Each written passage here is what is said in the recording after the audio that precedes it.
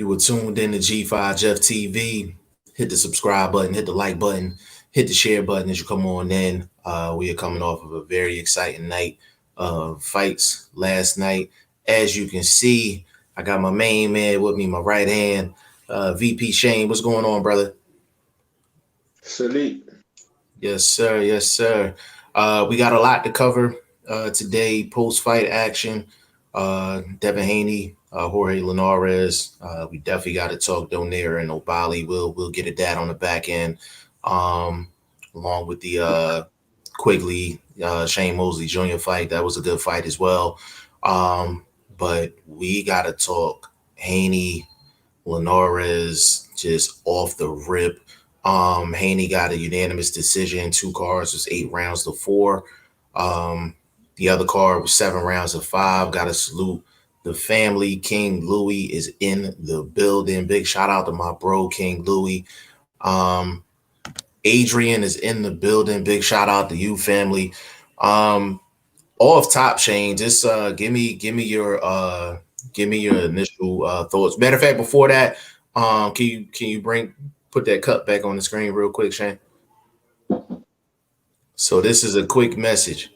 Anybody that got any type of beverage, whether it's alcoholic, non-alcoholic, if you want your beverage in that cup, you want your bottle in the background of these lives that's doing numbers, hit your boy G5 Jeff TV at gmail.com. We definitely could use the sponsorship for sure. So with that being said, VP Shane, kick it off, man. What you think about yesterday's Haney and Linares fight? Okay, so I thought it was a mixed bag. I have mixed emotions towards it. They definitely got the job done, so in that sense, well done. You got the job done, you got the W.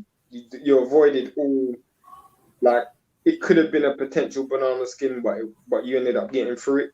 So, well done in that sense. I feel like the first 9 rounds, or even he was under full control. You know, he was boxing well. You know, he showed a real good jab, real good punch variety. You know, he's mixing up a bit. Good physical strength. You know, 22. He was able to push Linares back at some point as well, not just fight off the back foot. His jab was snipering, like bang, bang. You know, he was doing a lot of stuff. Mm-hmm. I feel like Devin Haney got a bit greedy, you know, trying to get that knockout, and I feel like he got carried away with the fact that, you know, he wants to impress. You know, that's what he wants to do. I feel like when you look at things, he just needed to be a bit more self-assured, understand who you are, where you are, and just get the job done. He got a bit greedy, and then he ended up paying a price. I have to say a big price, because he got hurt. And when you look at the balance of play, he probably was the only one significantly hurt in that fight, despite the fact that Linares was getting laced with shots from round 1. I do feel like we're going to get into some of the technicals later in the live, but I do feel like if I was to rate that performance out of 10, I'd probably say 6.5. Again, I just feel like he could have just coasted his way to victory. You know, if he beat Linares 11-1, 10-2, without those shaky 2-3 rounds, we would have, what's it called? I don't think you could have criticized him other than him just being a bit boring.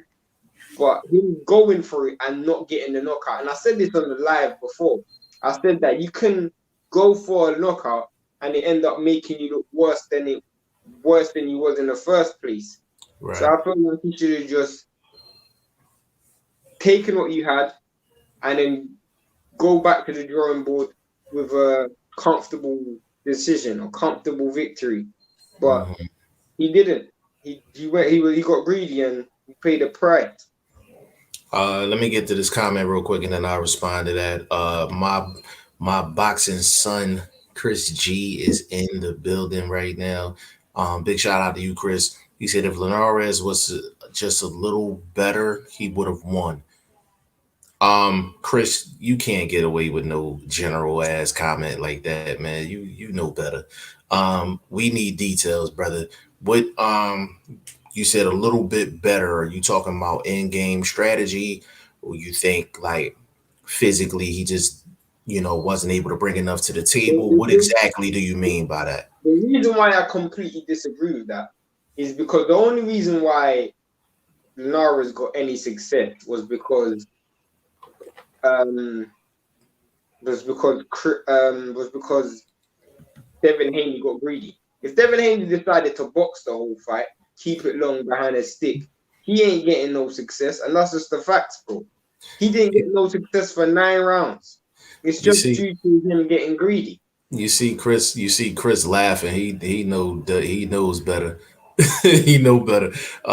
Chris G, if Linares had less miles on him, he would have capitalized more when he got Haney But hurt that's an really if. bad. Though. That's an if. I can say the same thing if Devin Haney just boxed the whole fight.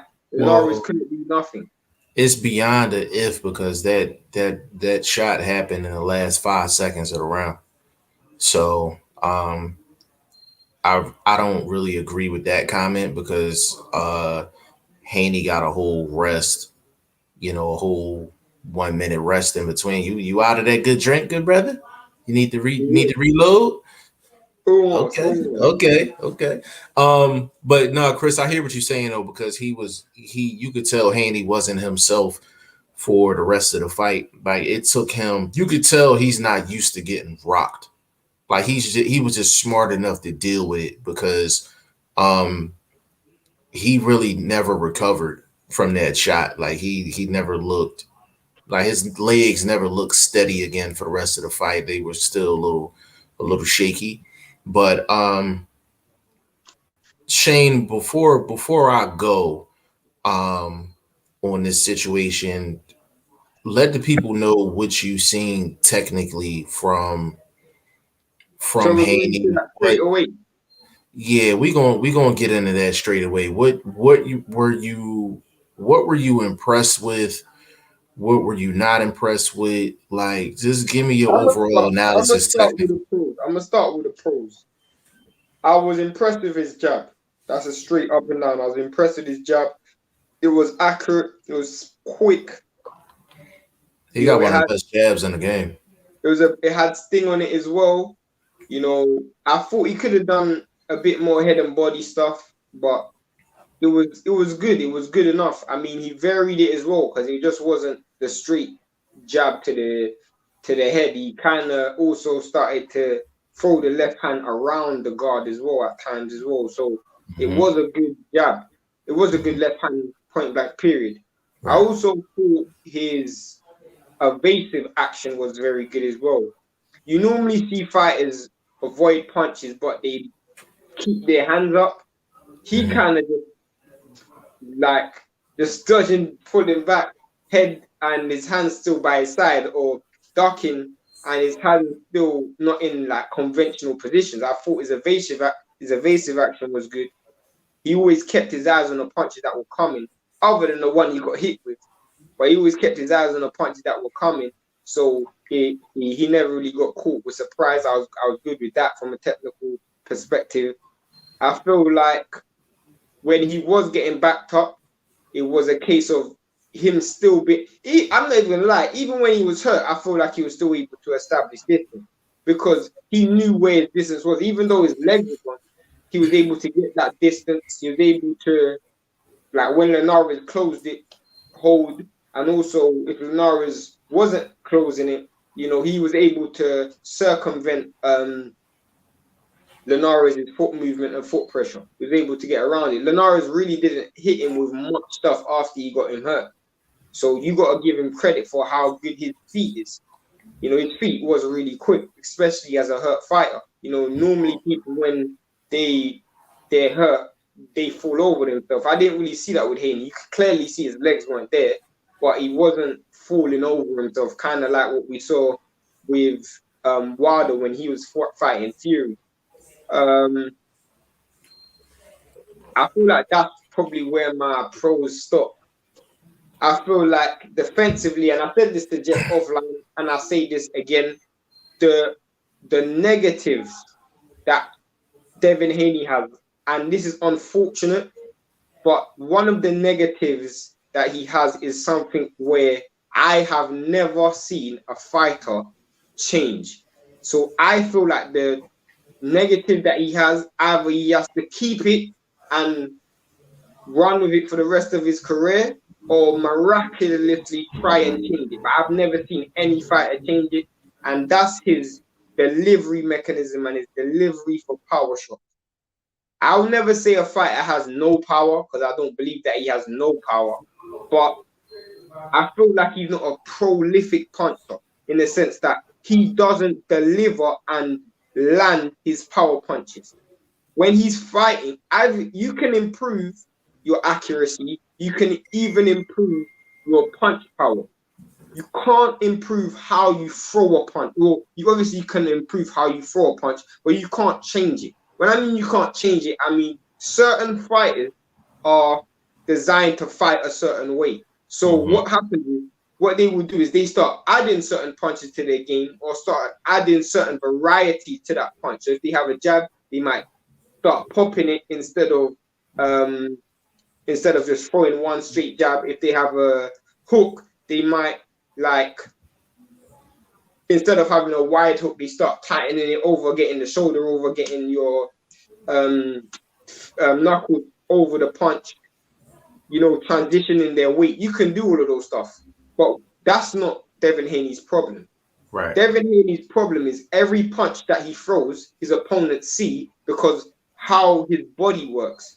His delivery mechanism is all body. His whole entire body goes into a punch. So it's very easy for him, and you can tell that he generates power through his body, not just through some people just like generate legs. Power. Yeah. Some people just generate power from a standstill dead position. He generates power from his body. So the reason why that's so important is because some people might say, oh, you can add a feint. What you got to understand, when you add a feint, you're kind of slowing your body down, or you can say, oh, he can start slowing how he delivers punches, but then he won't have the same sting on a shot. The problem with Devin Haney is every punch that he throws, his opponent sees, and the cliche is you got hurt the most with the punches you don't see. That's the ones that hurt the most. Punches you don't see. And all of the punches that he throws, his opponent sees because of how he delivers punches. I don't remember ever seeing a fighter deliver punches different. That's a hard thing to change, because you have to go back to like real basics, like eradicate all of the stuff that you know to really change how you deliver a punch. It would even go back to how you change how you deliver a jab, because everything comes behind the jab. So if you're throwing a jab a certain way, it's going to start affecting how you throw other punches. Everything he throws, his opponent can see it. And that is something that he's just going to have to live with for the rest of his life. He's never going to be able to be that puncher who's hitting guys, knocking guys out. People say he don't have power. I don't even think it's that. Like, if you see him shot, you're going to get caught. You're going to be able to brace yourself and not get knocked out by it. That's something he can't change. And that's something that's really hard to go in the gym and try and change, because it's embedded into your style. And you might be in a situation where you're eradicating the good just to accommodate you're eradicating the good things you have just to iron out a few bad things you have. And I don't feel that's a good thing. I just feel like he has to live with who he is as a fighter and be like, you know what? I'm never going to be a Deontay Wilder. I'm never going to be a Artur Beterbiev or Gennady Golovkin, a fighter who has that devastating punch power plus devastating mechanics. Even Canelo, bro. Canelo and Errol Spence, they don't have great delivery systems. All of their punches their opponent sees, but they're still elite fighters. And people say, oh, what do you mean? When was the last time Canelo iced an opponent? When was the last time Canelo knocked out an opponent? You thought, wow, that's impressive knockout. Most of the shots are, as Jeff likes to say, thudding punches where his opponent can see. And that's not down to him not having any power, but that's just down to him delivering punches different. I can name many fighters who's knocked out other fighters but just because of their delivery system. It's like Errol Spence and Adrian Broner. Sorry to go on such a long tangent. No. Go ahead. Do you think, bro? Errol Spence and Adrian Broner, when they both fought Sean Porter, Adrian Broner was able to get that knockdown, proper knockdown, whereas Errol Spence didn't really get that. He obviously dropped him with the punch that made his hand touch the gloves, but he didn't drop him. Like Adrian Broner dropped him, and that's not because he has more power. That's just because his delivery mechanism, and I know this might sound crazy, but his delivery mechanisms for shots are better than Errol Spence's. He's not a better fighter, but he delivers shots and disguises shots a little bit better. That's all I'm saying. Okay. No, that's fair enough. Boxing First Vlog, you have to connect your camera or your mic in order for me to add you on. It's saying device is not connected. Sent the text to your cell phone. Check that. Once you do that, you'll automatically pop up so I can add you to the stream. Let's get to the comments. Burt Wood, big shout out to Burt Wood. Was Burt Wood in the last live? I've never seen Burt Wood before. Okay, so Burt Wood, if you could subscribe to the channel, that would be absolutely awesome. Just a little quick promotional tip. What we do over here is if you in the chat, there's a pretty good chance you can get on the show. So that'd be your incentive to actually subscribe to the channel. There's no other channel that's doing that. Point blank, period. Burt Wood said these older fighters are no cakewalk. Point Donaire. Donaire is something different. We'll definitely get to that. But it's Burt Wood, as far as older fighters, is definitely hit or miss. You could be shot, or you could be a gatekeeper, or you can be pulling moves like Donaire and B-Hop back in the day. You got to be special to do it at an older age. You either got to be special or on the finest juices. And I'm not going to say who, but just in general. Will Stokes, my guy Will Stokes is in the building. Was very impressed with Haney last night. The performance was very clean looking for the most part and almost made for an exciting fight, unlike the Gamboa performance, which was dull as you know what. You want to respond to that, Shane? I thought he looked better in the Gamboa. Mentally. I thought mentally he was better in the Gamboa. What do you mean by that? I thought mentally he was willing to just accept who he is as a fighter and just get a tour roll. Whereas in this fight he got greedy, and I just don't feel like it was necessary. Okay. Let me introduce my brother. Sound like he in a windstorm right now, but we'll deal with it. My guy, the general. Go inside, bro. Yeah, take your ass inside, What's good with you, man? Hey, shit, man. All right, not a problem. I told him to go inside real quick. Get him. Whenever Boxing First Vlog comes on, all right, what's good? The connection good? It's better. I can hear you. You're a little out of sync. I'm gonna put you on mute for just a second, bro. Wait for it to get in sync, and I'll take you right off. So hold on. All right, so let me get the Will Stokes comment again. I was impressed with Haney's performance last night. I gotta take Blunt off mute for this. Let me check him real quick before I get into this. Hold on. Bro. Hold on, bro. I'm gonna mute my TV. Okay. For the people that's watching, this is a quick commercial break while we watch Blunt mute his TV. Mic check 1 2 1 2. Are we good on the sound, Brody? Okay. Yeah, we sound clean. Blunt. Yes, sir. Are you Muslim?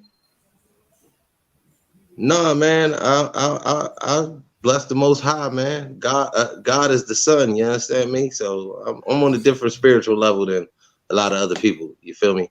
Hey, I, hey, hey, I, Way Shane. I Hey, just, different. I just Hey, heard the rug. I just saw the rug in the background, so I had to ask. no, he probably Oh, talking about the that's thing the on the wifey wall. shit, man. I ain't at home.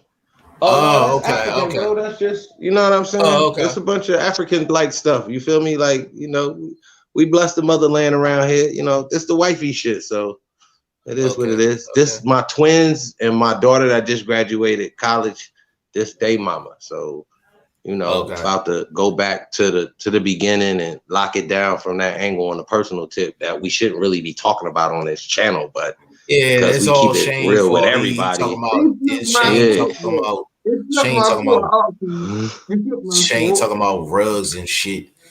Yeah, man. I'm at Yo, I think it's something in that cup he was it's drinking, a yo. 3-day weekend, bro.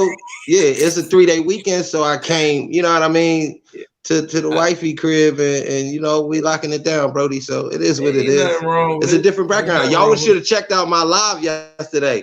I did the Yeah, play by play round by round that's on the Haney totally, fight. yeah. I owe Boxing First Vlog a big one for sure. Brother, you know what? Before I go, give me your thoughts on the Haney and Linares fight. Give me your thoughts, bro. Man, first of all, whatever judge had it 113, 115 should have some disciplinary actions taking place just to be respectful as possible.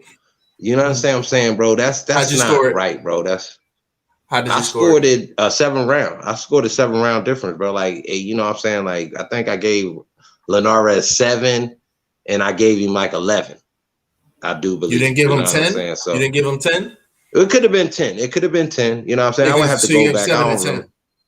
10. Okay. Yeah, I So you gave gave him him a 2 couple rounds. rounds being kind because he never folded under that elite boxing. And I like the way I described it as a Mayweather sort of performance where you may have not seen the power, but you still seen elite level boxing. You also seen him catch a shot, show a good chin, never hit the deck, and actually come out in the next round and engage the fighter that hurt him. You see what I'm saying? So I scored it the way I scored it, bro, but it definitely was nowhere near 115, 113.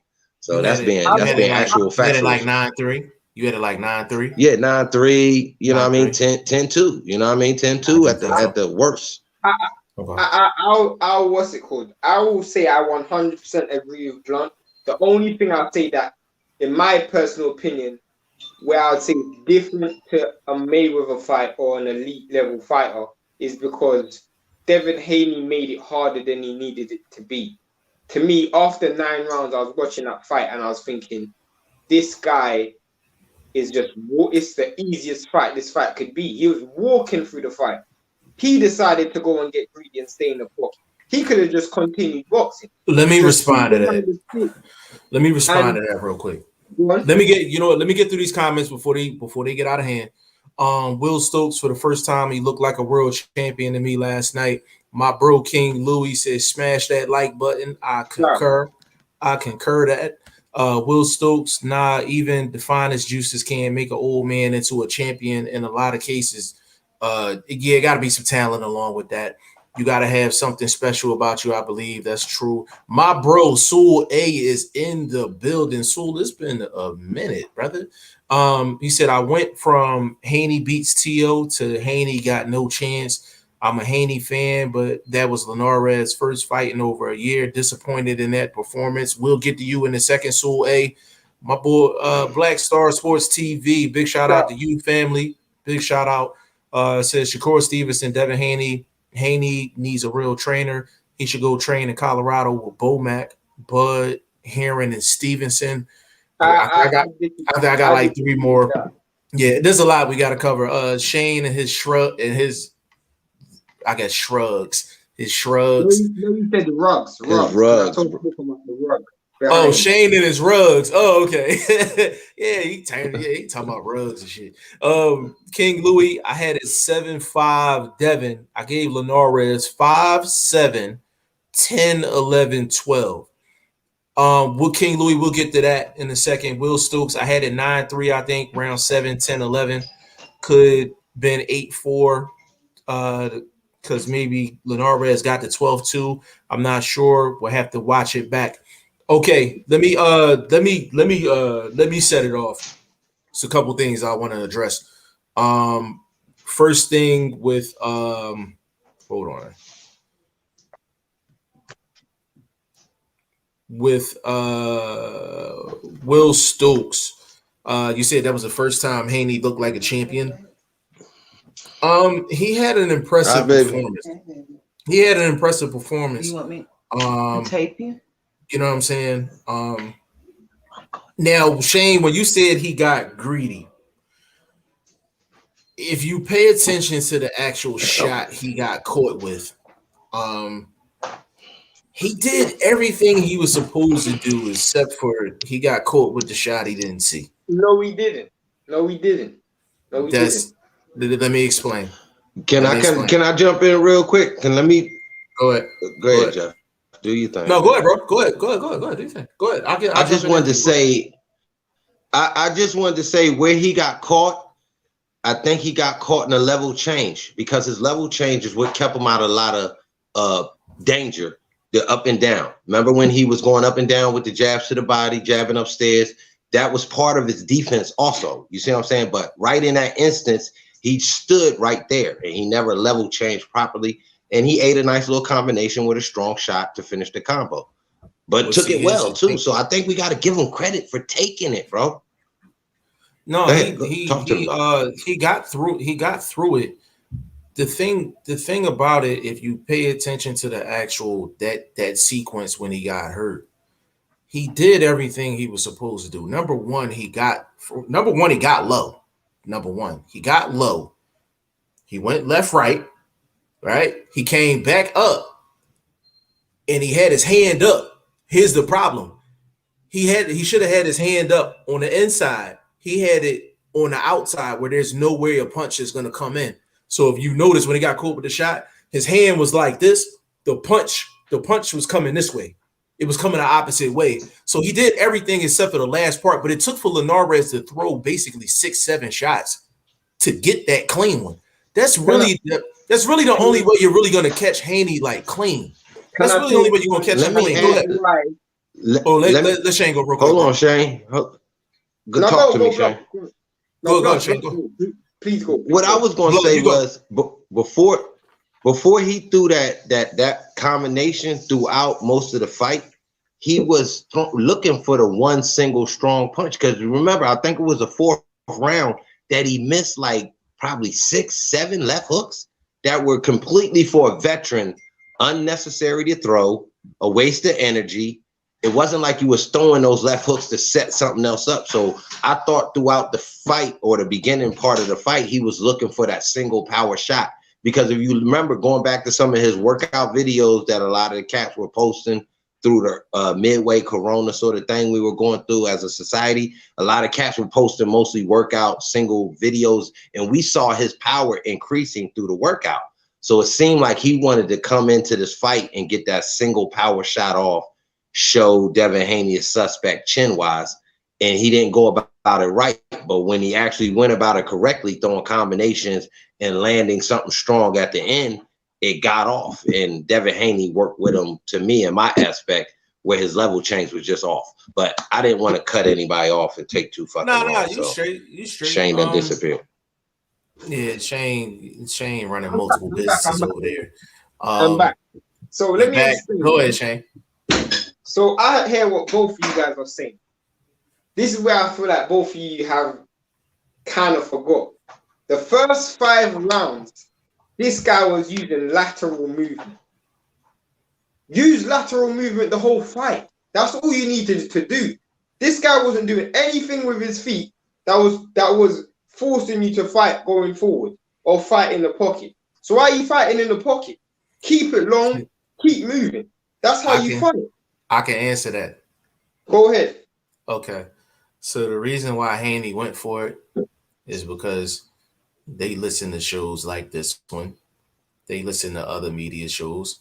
And we said it prior to the fight.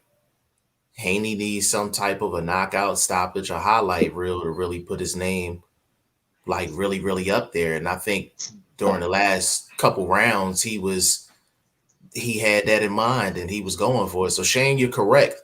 If he would have just boxed and just kept it long the whole night, what would we be saying today? It was a good performance, but it was boring. Like, that's exactly what we would be saying. That's true, but that's true. But let me tell you something, yeah? This is why I don't subscribe to what's his name for. You said it. I'll tell you said it in a second. You can kind of see me and see the someone said, Soule. This is why I don't subscribe to what Soule said. Because Soule said that Tevin Farmer has no, Devin Haney has, I don't know why I keep saying Tevin Farmer. Devin Haney has no,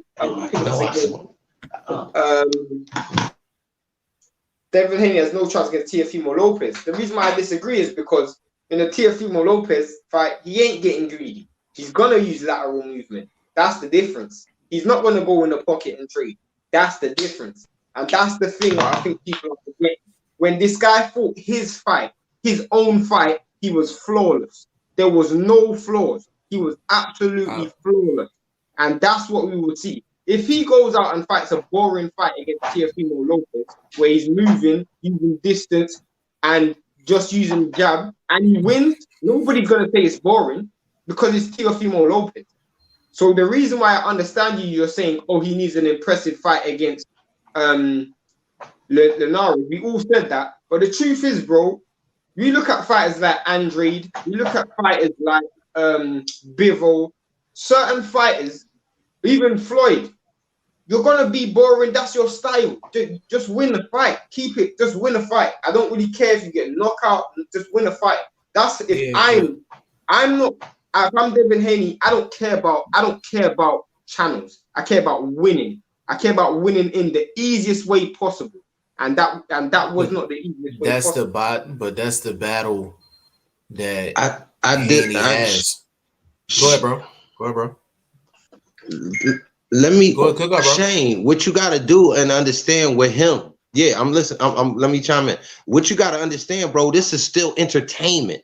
And what he did was give the fans a boxing match, also with entertainment of the clash, the toe-to-toe sort of work that we got in the later rounds that we didn't see from Linares because he wasn't cooperating. He couldn't catch the man. He couldn't make it a sort of back and forth fight that I anticipated. If anybody in the comments go back to my live, I always thought Linares had a vet's chance of sort of a tennis style match of maybe around here could have been close, around there could have been close. We didn't get that because Haney put on an excellent boxing performance, but at the same time, he gave us a fight where it was actually a gladiator against gladiator. I must sort of go toe to toe. You have to do that in boxing, bro. You can't be Floyd Mayweather and just pitch shutouts like in baseball where you can go 9 innings and nobody gets a scratch on you. It can't be that all the time. I thought he did well, and he admitted that. I tried to get the fans what they wanted. I tried to go toe to toe, and I thought he did, and he came out. I agree with you. But then this is the thing: you get a domino effect, and this is where it's like, okay, all of a sudden you go toe to toe. If he had a shutout 12-0, people would never question whether he's a legitimate 135. They won't question him. But now he's giving the fans what they want. The same fans who's giving what he wants are the same fans who are critical of his performance. So you can't win. So you might as well just win it the easiest way possible then, because you can't win. I think go talk, Shane. Let the host rock. Let the host rock. Do your thing, big dog. Like that's the battle that, and Soule, I'm gonna get to this comment that I got on the screen in a second. That's the battle that Devin Haney's gonna have to go through every single fight, because I think a lot of these guys, I don't know if there's one person at 135 that's gonna outbox Haney. Like if he steps in the ring and decides to keep it long and just boxing the whole fight, I think he would win every fight just boxing. But like Blunt said, is bigger than boxing to the boxers. We're looking at it from a technical standpoint. We're like, all right, well, just go in there and just go in there and just box. Like, you know what I'm saying? Just go in there and box and get the dub. They're looking at it like, all right, I need the knockout. That might lead me to a $5 million fight. That might lead me to a Teofimo fight. That might lead me to a Tank fight. So boxers think different than us fans and media people. Like they be thinking their career long term, and they trying to set themselves up for the next bag. So Devin Haney standing there and not using his lateral movement later on in the fight, that has something to do with that. And that's just like what he's supposed to have done versus reality is two different things. You know what I'm saying? It's definitely two different things. What I would say is, if let me say this. If he 1 second, Black, I just want to say one sentence. If he continues with that mindset of trying to entertain fans instead of winning the easiest way possible in A-level fights against A-level fighters, he's gonna get knocked out or he's gonna lose. He might. That's a risk he gonna take. That's the risk he gonna take. Go ahead, Blunt. I just wanted to rebut one thing you said, Jeff, and I mean this with all due respect. He cannot outbox everybody at 135. A fighter that we all if you say this name, bro, you better not say this name, bro. You better not say it. Come on, man. Let's be respectful, bro. We gonna fight. No, bro. This is all due respect. Go ahead, bro. He cannot outbox everybody at 135. He cannot outbox Emmanuel Tagu. He has to go toe-to-toe the same way he did with Linares. His movement is not going to work against a guy that can move and can catch him. Come on, bro. We've seen the man's skills, bro. Man, bro, I'm sick of this. I'm sick of this. There is one fighter that he probably can't box all the way through, but I wouldn't have said Tagu. I'm just gonna keep it.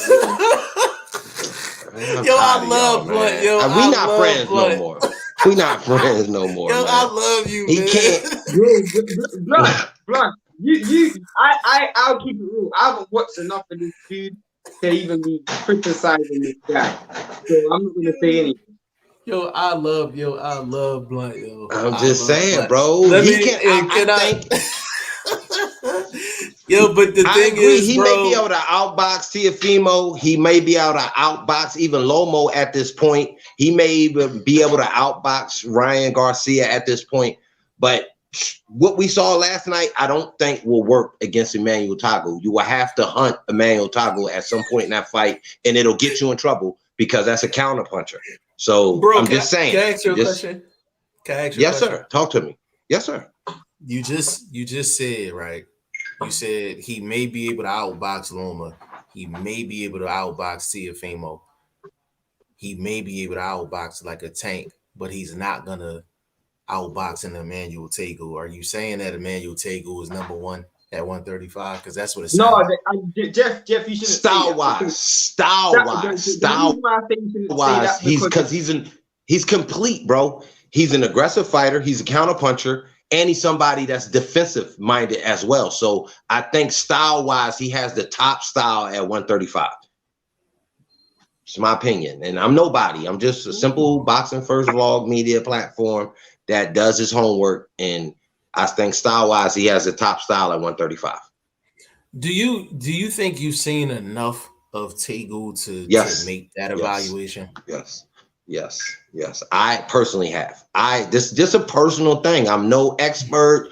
I'm none of these dudes from ESPN and Fight Hype and all these other platforms that got 1 million followers.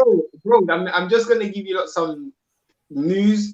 Apparently, and I've just read this on my phone. I got an update that Terence Crawford has, as of October, he's gonna be done with Top Rank. But continue. He just said we're done.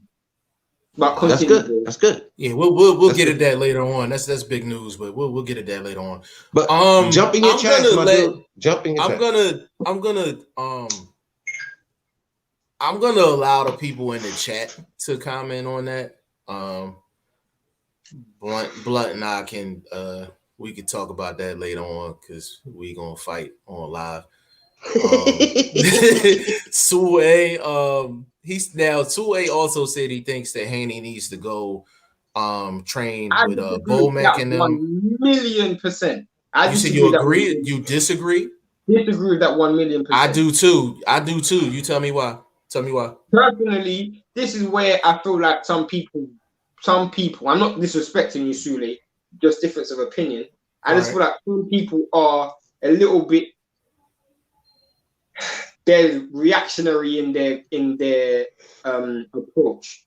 The reason why I wouldn't do that is because, for one, looking at the likes of Maurice Hooker, Bud, and Herring, and Stevenson, none of them fight the same. So there's not a consistent identity that you can say, okay, whereas I watch Errol Spence and Charlo, they both have the same trainer. I could be like, okay, I see similarities. Yeah, Derrick James put a stamp on them. Someone like Mark Ramsey, I can say, okay, everybody who fights with Mark Ramsey fights a certain style. I don't really see that when we're talking about Bomac. Bomac's one of the trainers who goes, this is what you can do, this is what I can do. I'm gonna try and work on what you have, which I love about Bomac.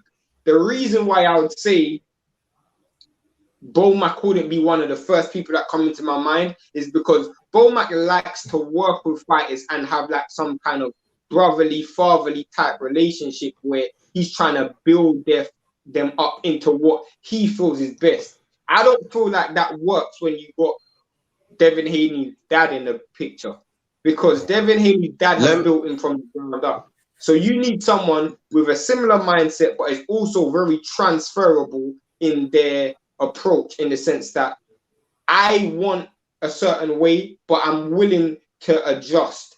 I don't feel like that's Bomac, only because Bomac is a person who wants totality. He wants complete control, which he won't have in the Devin Haney situation. I feel like he needs someone a bit more. Fair enough. Go ahead, bro. Check this out, Shane. Look, you a little bit long-winded on that, bro. But let me get this in real quick to try to get a people. I think what Shane is trying to say, and I'm gonna shorten it up real fast. When you're a trainer, either you train to the style of the fighter, which Bomac seems to have the ability to do, because all those fighters, as you said, have different styles. So Bomac may be the type of trainer that can train to your style. With other trainers, they look for a certain fighter that has a style that they can coach up, which when you brought up Derrick James, Charlo, obviously Spence, same style, maybe because that Texas style, that gritty, strong, sturdy sort of stance, nice jab sort of movement going on down there. So it could be that, but that's basically, I think, what you're saying. You got to kind of, with Haney, he has to find somebody that works with what he has and is able to improve on what he has based on the vibe that they give each other. There can't be somebody that has a certain style trainer and you want Haney to adapt to that. It can't be that way. And Bomac, to me, would work because he probably could train to Haney's ability and to Haney's mindset, different, his style, his traits. You see what I'm saying? So I disagree with you. I think it could work with Bomac. I disagree with both of y'all. I'm more talking about from a perspective of control. So Bomac is a guy who has total control, like, of all of his fighters and where their direction is in terms of how they will progress and how they're developing in terms of in the gym. I don't feel like that would be conflicting when you still got Devin Haney's dad in the picture. That's my point. No, bro, his dad has already given up control, hasn't he? Am I wrong on that, Jeff? Hasn't his dad stepped back as lead trainer in his situation? Am I wrong on that? He's still the lead. He's still the lead trainer, but they brought somebody else in. They brought Ben Davis in. Well, Ben. Oh wow. I thought Ben Davison was a lead trainer. Bomac's gonna replace Ben Davison as a side trainer. That's not gonna happen, bro. Bomac wants total control. Now, Shane, I can agree with that. That may not work, but I'm thinking as far as trainer to fighter, what Bomac does, and we already explained, he has so many fighters up under him that have different styles. Some defensive wizards. So yeah, that's why I thought it could work on that level. But when you're saying Bomac is more of a guy that's control-wise, then it is what it is on that. I can't argue that. Little money, you don't have to do that, baby. Everybody know what it is. Here's the thing I want to get off before we move to the next comment, before we move to King Louis comment. Um, I don't think he needs a new trainer. Like, period. I I don't think can't he argue needs that one. either. I can't argue that either. I don't think he needs one. Like he's undefeated. We can question little subtleties and things like that, but I think we're all in agreement that if he goes out and boxes pretty much anybody at 135, there's a pretty good chance he's gonna come out with the dub. Other than So I Emmanuel don't. Target. Other than Huh? Emmanuel Target. Other than Emmanuel Target. Other than Emmanuel Tagu, Now you understanding where it's at, bro. bro, Now you I just need understanding. listen. Just give me a cut of the funds that's coming from the Tagu camp, man. Send me a cash app, man. That's all I ask. But Oh, man. I mean, I don't think he needs a new trainer. So for me, it's bigger than just talking Bomac. Shane, as far as you said, I completely agree. Like Bomac wants complete control. He's definitely not going to get that. And Devin Haney is in California. He would have to go all the way to Nebraska. Like that ain't happening. You know what I'm saying? So it just from a style standpoint, it's not going to fit. From a location point, it's not going to fit. And I want to say this, and I want to get both of y'all's opinion before I get to King Louis' comment. And I said, Shane, I said this to you off camera. I think that Devin Haney has reached his peak offensively at the age of 22. What do you think about that?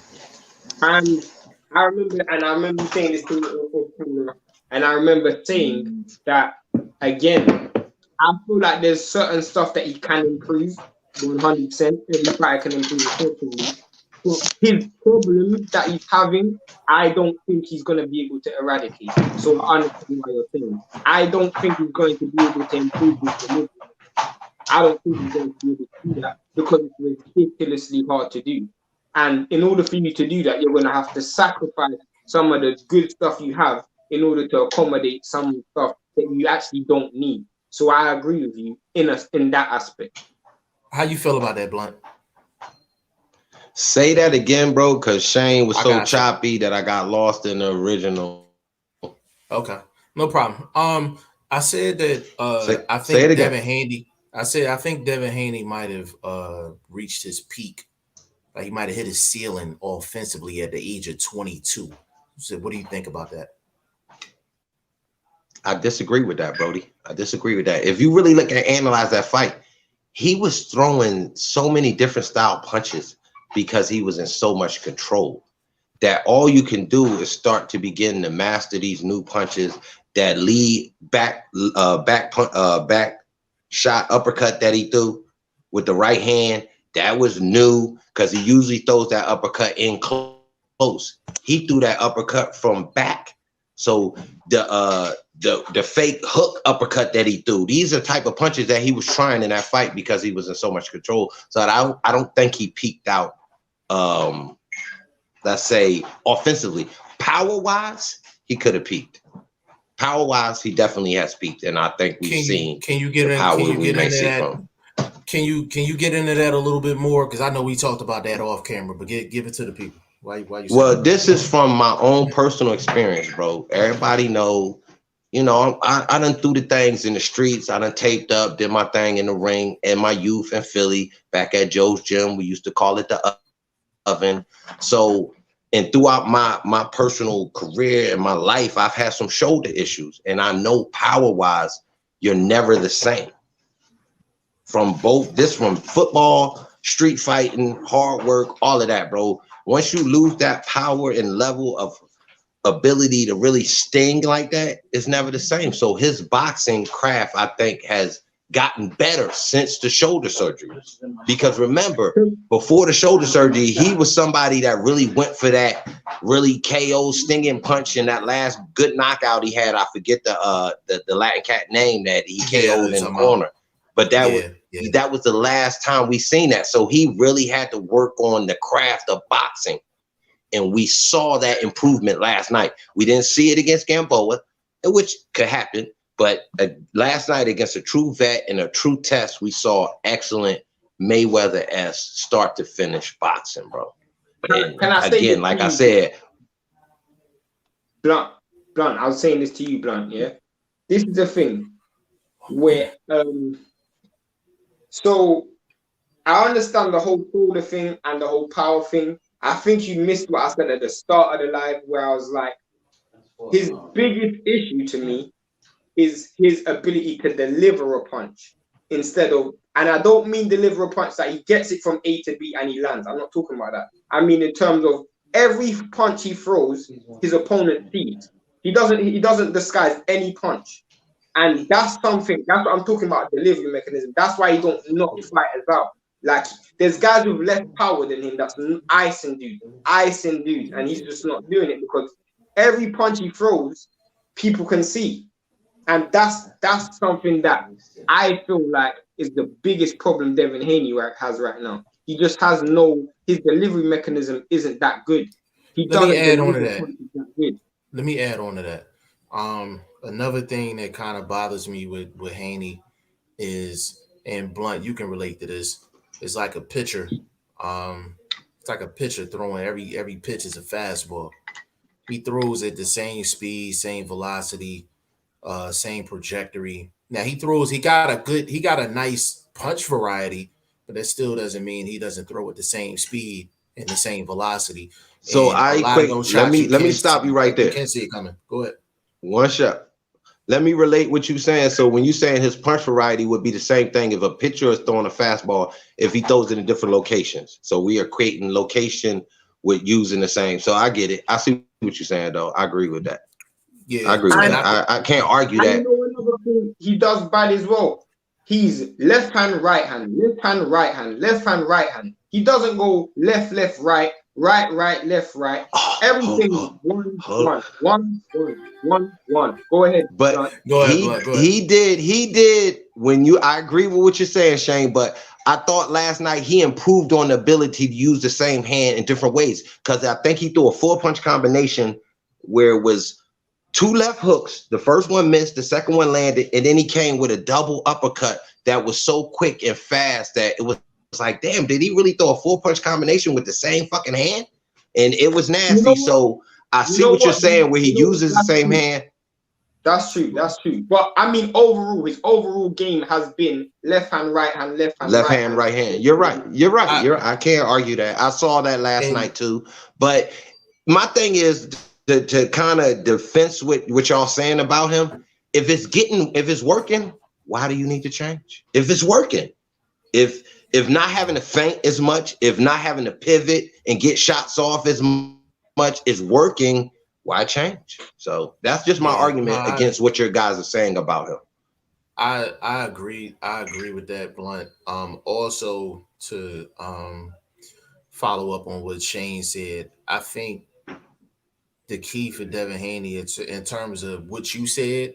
Yes, he always does start off with the left hand. As long as he doesn't finish, as long as he uses a variety of how he finishes his combinations off, I don't have a problem with him actually starting every combination off with the left hand. So if he gives me a left hand and he ends it with a right uppercut, I'm cool with that. If he gives me a left hand to start and he ends it with a left hook, I'm cool with that. As long as he's balancing it out after he throws his first punch, which is probably going to be the left hand, then I'm okay with it. My problem wasn't him starting with a left hand. My problem was everything is one hand, this one hand in this one hand. It's not 2 from one hand, then 2 from another hand, then 3 from one hand, or 1 and then 3. It's kind of like.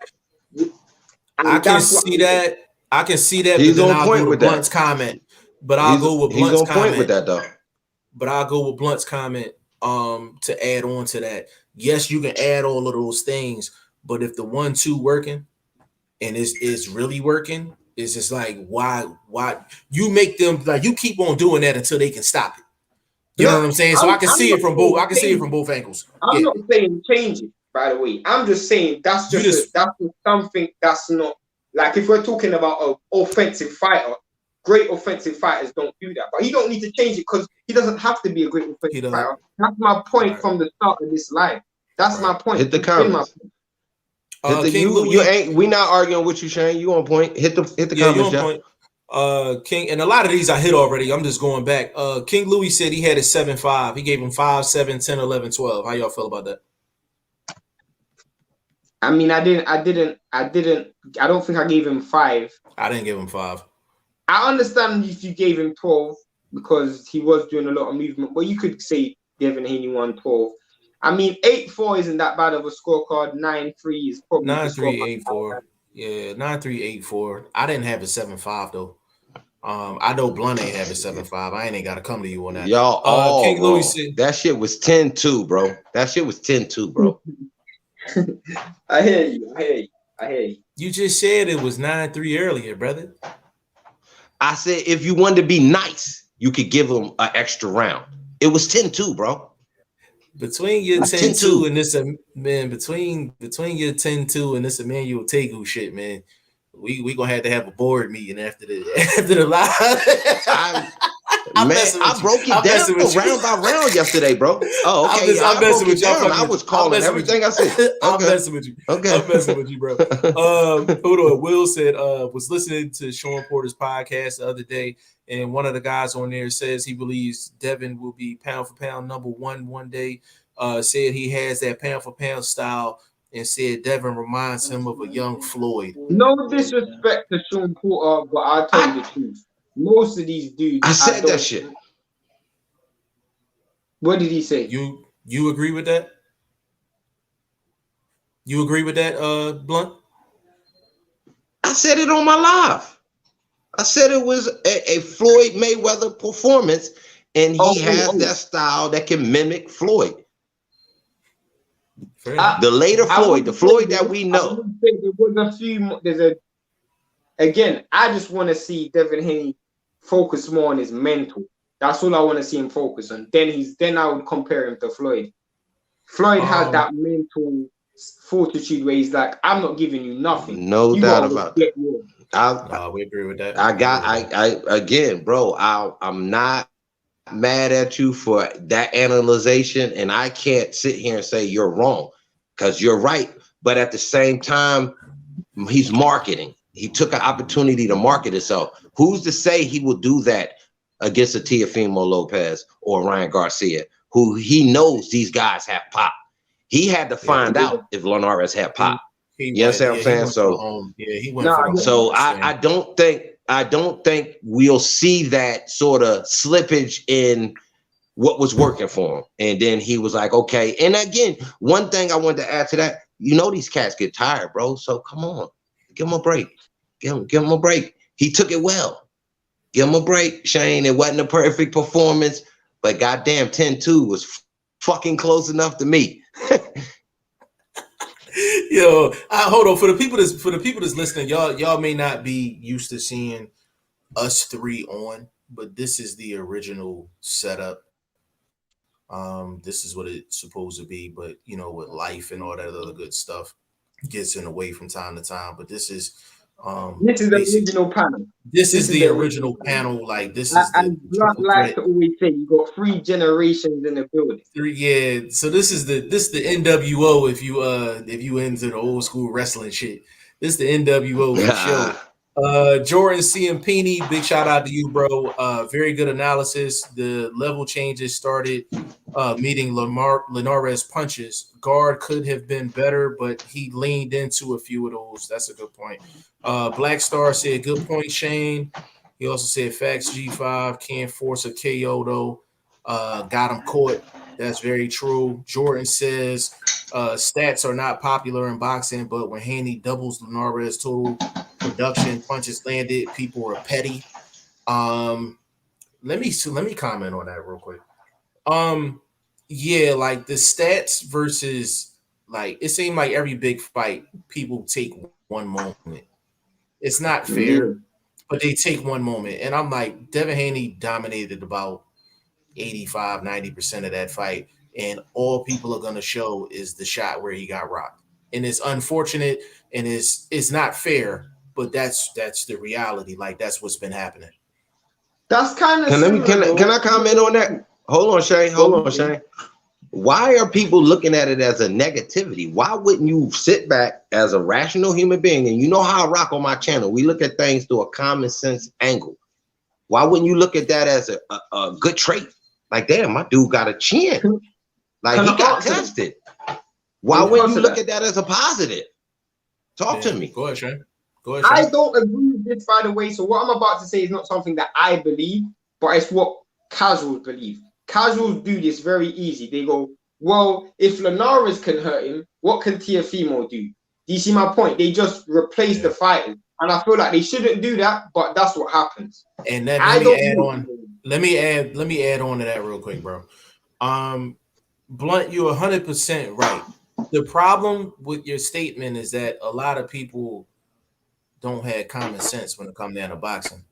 Like, we're in the minority when it comes down to actually talking boxing. There's not many that's gonna talk boxing. There's no emotions involved. There's no favoritism involved. Like, we're in the minority. I mean, we're like in the top 5% of people that actually talk boxing. There's 90% of the people out there that talk boxing that's either got favoritism or they just don't know a lot. You know what I mean? So it's just our message is only going to hit a certain amount of ears.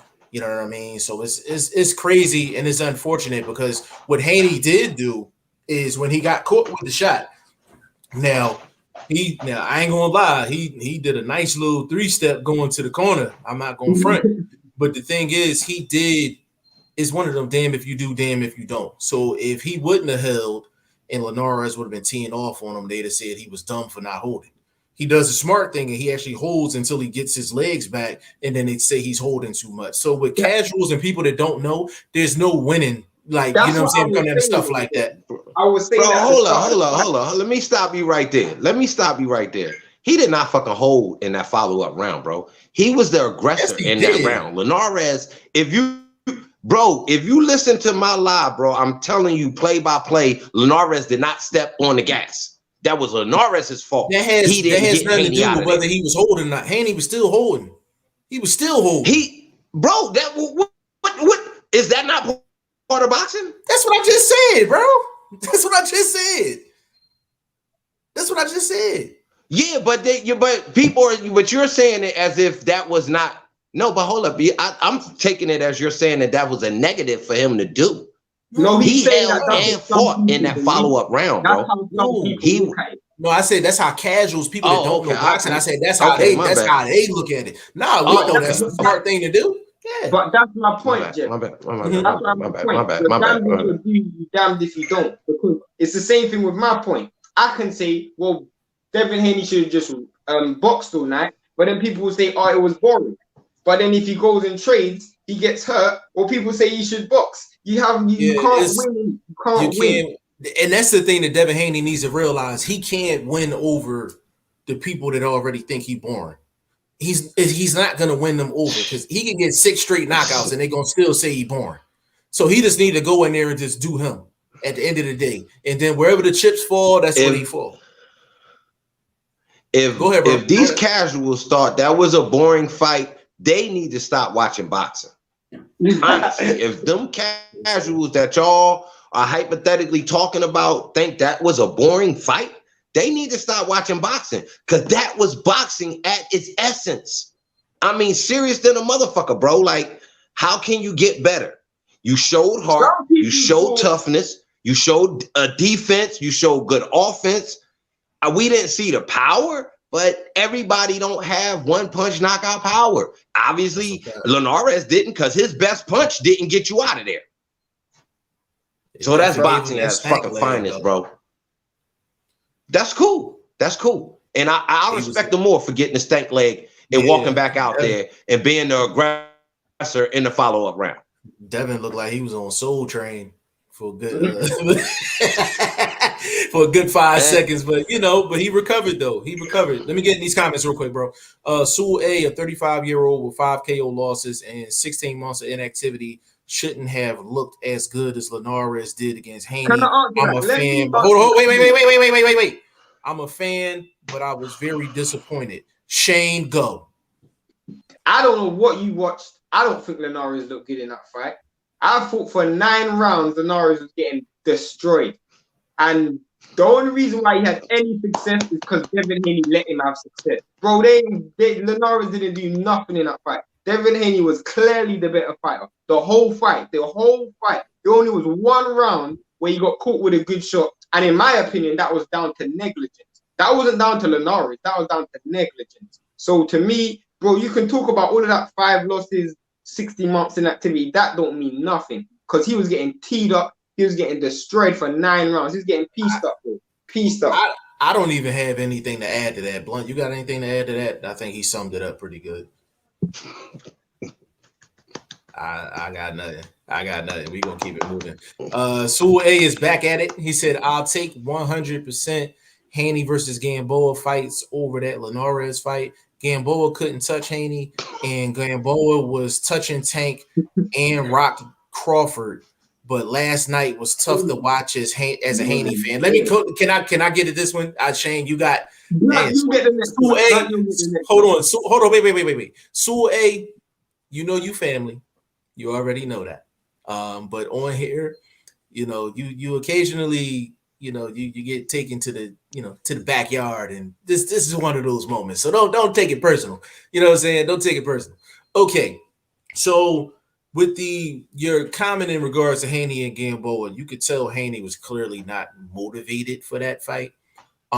He was kind of going through the motions, and he still won. He still pitched a shutout. Okay. So that says a lot.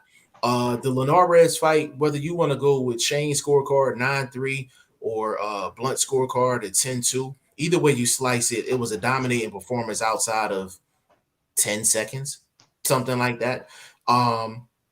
So I completely disagree. And Gamboa was not touching Tank. He hit him with 1 shot. He was not touching Tank, and he rocked Crawford, but that was like 10 years ago. So it's just like I don't know. And the reason I said all this, bro, is because you say you're a Haney fan. Like, I don't know how you're not encouraged by what happened, because he showed that he can recover from a shot. He showed he can dominate boxing, and he can get through the rough moments. So he showed you everything that you needed to see, like outside of a highlight reel knockout. So I don't understand that as a Haney fan. I can see if you wasn't a Haney fan. But if you're a Haney fan, you should actually be encouraged by what you've seen yesterday. That was a good performance. It's a good performance. See, that's how we're going back 10 years. Let's go back only 3 years. Wasn't it just the other day that Linares dropped Loma, bro? Linares dropped Loma. Yeah. So he hit Haney. Haney didn't drop. So why bro? Yeah, and Linares, you can argue Linares was beating Loma at the time he got stopped. So Sewell A, as a fan of Haney, I don't know how you're not impressed by what happened. I think you're picking the wrong set of fights in the past to actually point to. There's other fights in the past you can point to that would strengthen your opinion on Devin Haney. You know what I'm saying? Blunt, you want to add on? Can't hear you. Can't hear you. Can't hear you, bro. Let me ask a question. Let me ask you a question. Nothing you said, Let me ask you a question. We couldn't hear nothing you said, bro. Let me ask you a question to Sue. Let me ask Sue. When you look at boxing, what was the best? Yo, can you hear me? Can you hear me? We can hear you. Go ahead, bro. Can you hear me? Yes, we can hear you. Can you hear me? I'm right here. My head, everything on. What's going on, bro? I stalled out, locked up. You can hear me? Can you hear me? Mic check, bro, 1 2. Mic check 1 2. Okay, that Oscar Valdez performance he did against old boy, or what you saw from Devin Haney last night. We know Valdez got the KO, but I'm asking about, was it Oscar Valdez? He was using the outside. He let old boy walk into the KO. You understand what I'm saying? You know what match I'm talking about? It was on ESPN. Yep. We having some technical difficulties. Was that a better boxing performance? We're not talking about the knockout. Okay, we're not talking about the knockout. I'm talking about the boxing performance. And this is a question for Sue. What was a better boxing performance? Was it what Oscar Valdez did or what Haney did in the ring? Like, we talking boxing. You keep wanting to go to knockouts. Boxing is not about knockouts all the time. The boxing that Valdez did got him a KO, but it was still boxing that he had to do to win that fight. You understand what I'm saying? So how can you not be a fan of what you saw last night, bro? Like, I'm amazed that a guy says he's a fan of this gentleman, but then wasn't impressed with what he saw last night. I'm perplexed. Yeah. So hey, you got us on that one. Maybe you can come back in the comment section and kind of clarify. But we can send you the link. Hey, if you want the link, brother, and you want to explain yourself, you can definitely do that. Black Star said Linares looked good. One punch that wobbled him. Other than that, he did nothing consistent. Black Star completely agree, 100%. King Louis laughing. Swaro was in the building. Swaro, what's going on? Ryan takes both. Wow. Okay, I'm gonna let y'all go. I ain't chain read that. Ryan takes both inside 7 rounds. No more to be said. I strongly disagree. There's no way on God's green earth I would agree with that statement. And I would technically break it down, but I don't even feel like I need to, because if you believe that, you're already so much. Can I do something on that fight real quick? Let me talk to Swaro. Let the OG chime in real quick. That's a 50-50 fight, bro. First of all, you want to give Ryan Garcia the power edge. So that gives him a 50% chance to win. On the flip side, we got to give Devin Haney the boxer's edge, the ability to control the ring, distance. So that's a 50-50 fight. You can't say that's going to end in 7, because it's not going to be a toe-to-toe contest where somebody's power is going to out-edge the other fighter. It's whose style will win that sort of fight, bro. So I disagree with the rounds. I'm not saying Ryan Garcia can't win that fight. I'm just saying inside 7, bro, you're like, you on some fine cookies, homie, and I'm smoking some goods, but I ain't smoking them cookies. I don't know what you smoking, homie. I still agree with Blunt. I agree with Blunt to the death, bro. I agree with Blunt to the death. I agree with Blunt to the death. I couldn't agree more. I couldn't agree more, bro. Yo, he said he on some fine cookies, yo. Blood, I love blood, yo. Yo, I love blood, man. I'm just saying, bro. This boxing, we keep it solid about the sport, pimp. You know what it is. Yo, listen, I love man. both dudes for what they do in the ring. I'm not like a dude, but like, come on, bro. 7? Come on, man. You got the dude jock strap on spin cycle in the wash. Come on, man. That's too much. That's too much. I don't even do that for Emmanuel Tagu, bro. I don't even do that for Emmanuel Tagu, bro. That's too much. Some inside 7. Stop that, man. This man put on a clinic last night. Clinic, homie. Listen, come on, pimp. You was doing way too much with some inside 7. Let me add on to that before I move on with the comments. And like, Blunt is a big Ryan Garcia fan, so for him to say that, that's definitely saying a lot for sure. Normally, me and Jeff are all getting onto Blunt about Ryan Garcia, but I have to agree. I agree with him 100%. When he is the most specific part is when he said it's not a bang or explosive fight. It's not about one person's power versus another person's power. It's one person's style versus another person's power. Yeah, for sure. Black Star laughing. Rocky Rodriguez, big shout out to you, brother. He said, I think Devin's vulnerability makes him more exciting to watch. That's what I said to Shane after the fight. I said I agree with that. Getting right. I thumbs that up. That's gonna set him up for I thumbs that up to it. Yeah, I definitely do, because him getting rocked is gonna leave him open for more fights, because people are gonna think they can get to him. Can I answer this question? Yeah, go ahead.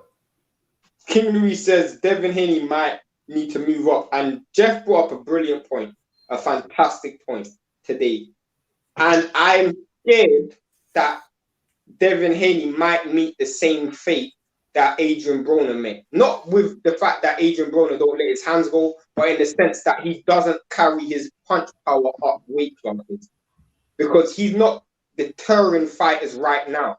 So when you move up to 147 or 140, how are you going to deter bigger fighters? How are you going to stop them from walking in the front door? How are you going to make them pay an admission fee?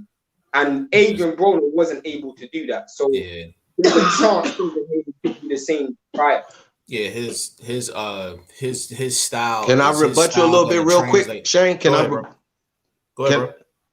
I just to add, I agree with what you're saying, but I think if Devin Haney moved up, he'd be a better counter puncher at 140 than maybe an Adrian Broner is. You understand what I'm saying? So if you're fighting stronger guys, his style of being able to box and counter punching slick, clean shots, getting off, real reactive, fan wise, things like that could get him those type of victories via a Tevin Farmer. You understand what I'm saying? Like a guy that's not real stingy, like, yo, he done got him wobbling or he knocking spit out his mouth type of thing. You can still win with clean shots. So I think his ability to throw cleaner shots would help him at 140. That's just, I may be wrong. I'm just thinking.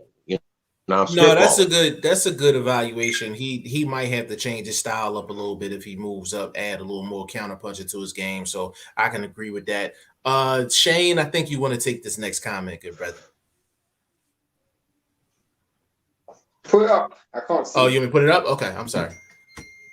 Go ahead and read that, good brother. Shane sounds crazy. All the best. Best talent is heading to Colorado for that Bomac camp. Swift is with them for his upcoming fight, and Kenny Sims Jr. was with them.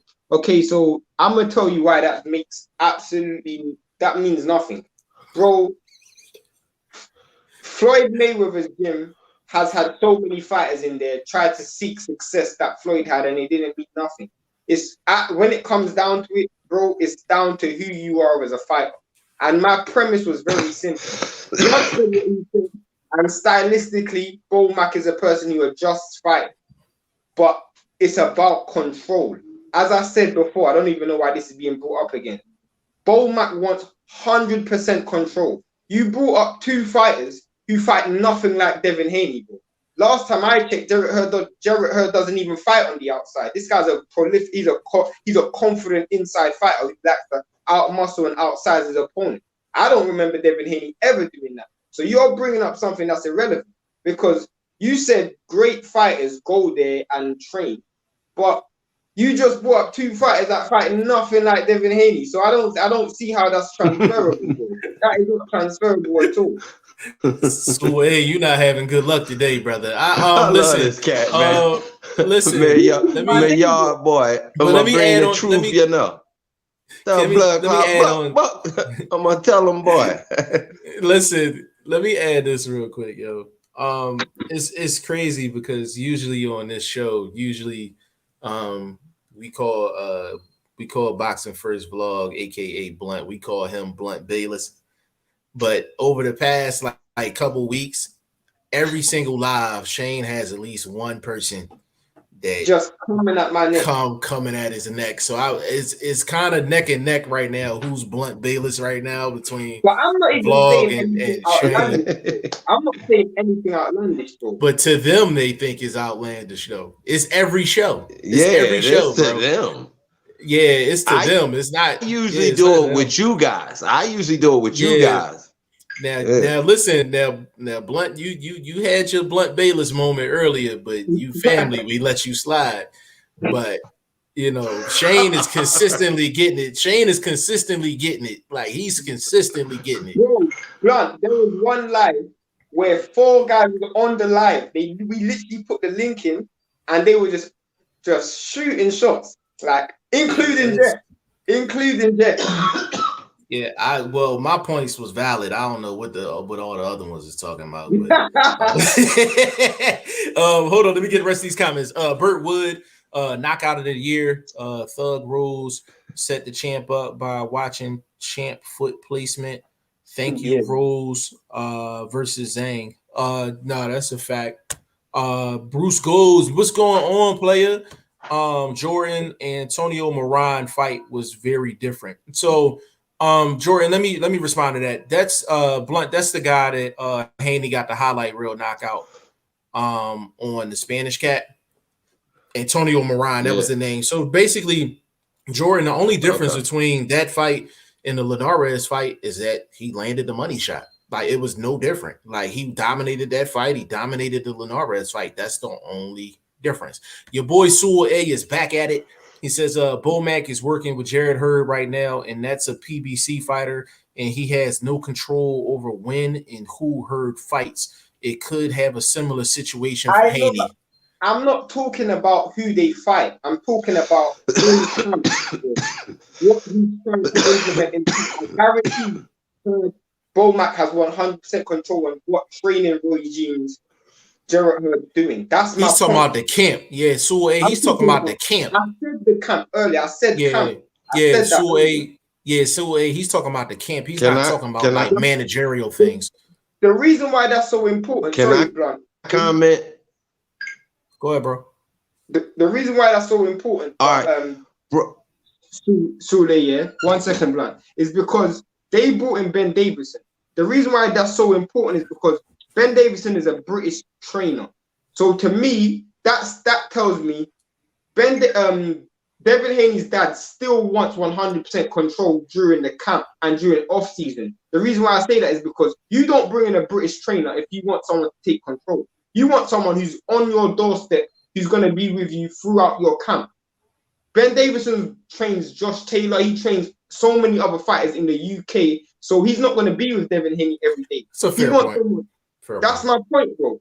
That's a fair point. Go ahead, Blunt. That's a fair point. Go ahead, Blunt. What I was going to say, just to Sewell, just because Hurd is there, bro, doesn't mean it's going to work. Doesn't mean it's going to give Hurd some improvement, bro.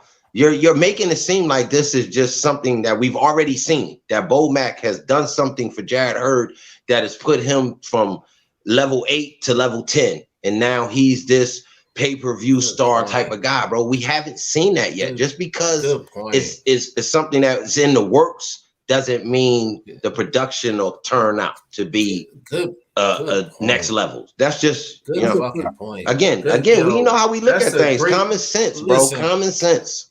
That's a great point, man. Like that is an absolute great point. Sewell A. Like you're speaking as if Hurd has already showed you the performance after the Bomac training. We haven't seen it yet, so you can't even really use that as an example. Boxing First Vlog, that was a great point. Let's keep it moving. Boxing your brains out. I know I definitely haven't seen you, so go subscribe to the channel. Go subscribe to my bro Boxing First Vlog channel as well. Hit that thumbs up too. Says when you're black, you have to be extra better. One little slip up, and they will talk about it forever. I'm gonna come back to that because that can really get into like real lengthy. Let me get through the rest of these comments, and I'll jump back to that. D Hodges, respect the comment though. We respect it. Yeah. We just gonna get back to it. We gonna get back to it though. D Hodges in the building. What's going on, family? Boxing your brains out. It said Ryan ducking Garcia gets knocked down by soft hitting Luke, and they say he has a chin. I never heard nobody say he has a chin. I never heard that either, bro. You heard people say Ryan Garcia got a chin, Blunt? Oh, okay. Now, just sticking to his comment and not his chin, but just making it about that fight. Why wouldn't his chin being in question make it a 50-50 fight? We know Devin Haney's not super powerful, but if Ryan Garcia doesn't have a chin, can Devin Haney's power affect him? Why wouldn't it make it a 50-50 fight if you bring that sort of talk into the equation? You understand what I'm saying? I you get me, Jeff? I think that his punch power is more than Luke Campbell. I'll put my money on that. I think his punch power is more than Haney definitely hitting harder than Luke Campbell. That's a fact. What do you think of not something I would debate? Oh, yeah.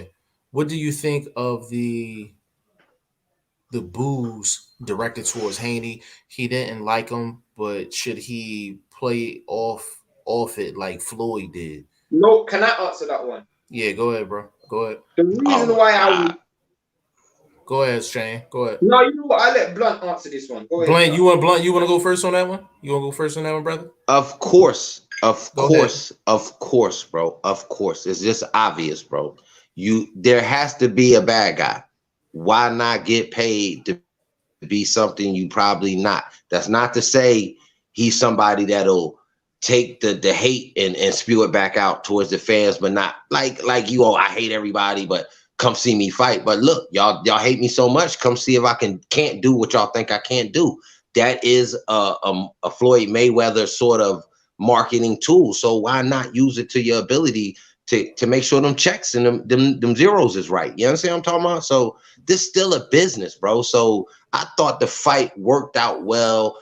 The way people are bringing up the Floyd Mayweather, let me be the first one to say I did it on live throughout the fight. So tap into the channel and you're going to get some raw footage over there, bro. We giving you actual factuals on this boxer. So I'm the one that put that Floyd Mayweather talk out there. Pat myself on the back, you know, I bought manual toggle to the table, all that. You know, it is what it is. You know, we ain't going to do too much of that. But I agree, he should run with the Floyd Mayweather. Go subscribe to Boxing First Vlogs channel. Yeah, definitely go subscribe to Boxing First Vlogs channel. Hold on just a second. Real quick. Where's my joints at? My banners at? Here we go.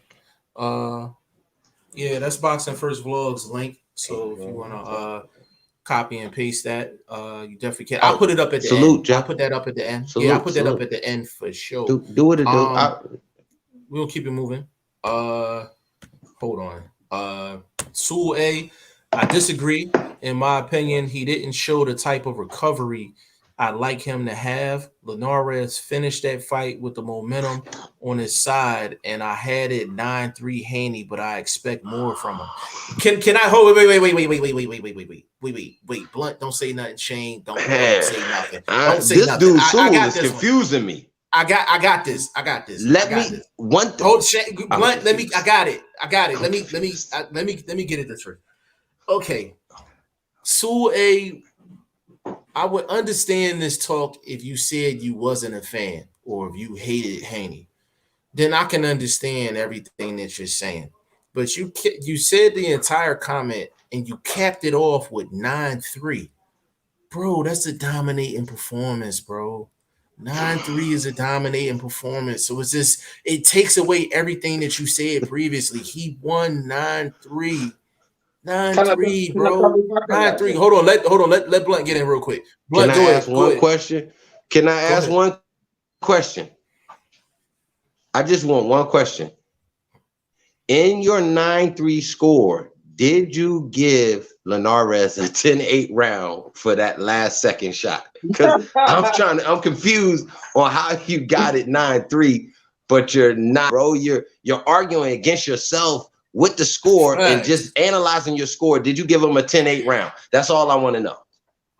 Go ahead, Shane. He said he expected more. And in my mind, I'm just thinking, like, I understand if you... But remember at the start of the live, Jeff, I said a lot of people have a reactionary mindset. So I'll ask Sul this question.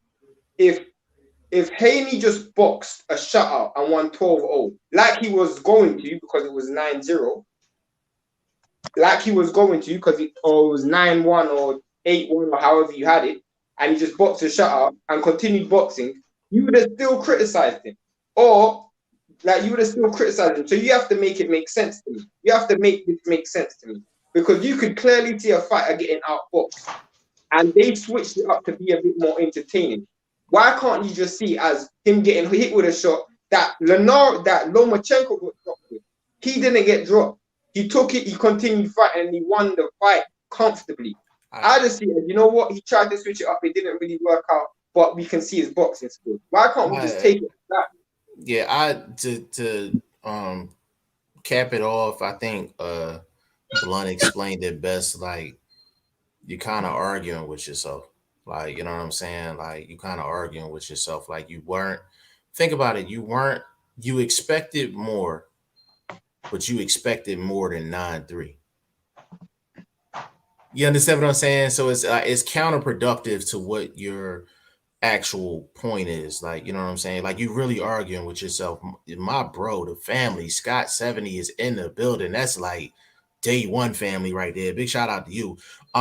Sul A, I didn't mention anything about a knockout. Y'all did.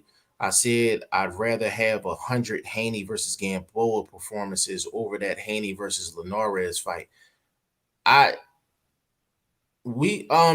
just, what was it about Haney and Gamboa that was impressive? I agree with that, though. I agree with that. Why? Because he boxed the shutter. Say that again. Don't be greedy. Just go out and box. Stop trying to get a knockout. Stop, Shane. Stop. Shane. Stop.